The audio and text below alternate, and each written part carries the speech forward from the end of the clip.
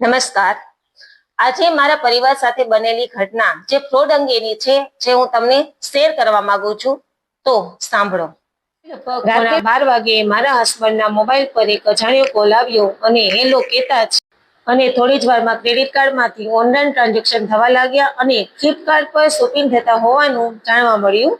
સૌથી મહત્વની વાત તો એ છે કે અમારી પાસે કોઈ ઓટીપી માંગ્યો પણ ન હતો અને અમે કોઈને ઓટીપી આપ્યો પણ ન હતો. તેમ છતાં 3,98,000 રૂપિયાની રકમ ફ્રોડમાં ઉપડી ગઈ. ત્યારે અમે સમય બગાડ્યા વગર જ રાતે જ ઓનલાઈન સાયબર ક્રાઇમ ફરિયાદ નોંધાવી. ત્યારબાદ અમે બીજા દિવસે નજીકના સાયબર ક્રાઇમ સેન્ટર ખંભાળિયા ખાતે જઈને જરૂરી માર્ગદર્શન અને મદદ મેળવી. સમયસર કરવામાં આવેલી ફરિયાદ અને મળેલા સહયોગથી અમને અમારા પૈસા પાછા મેળવવામાં સફળતા મળી.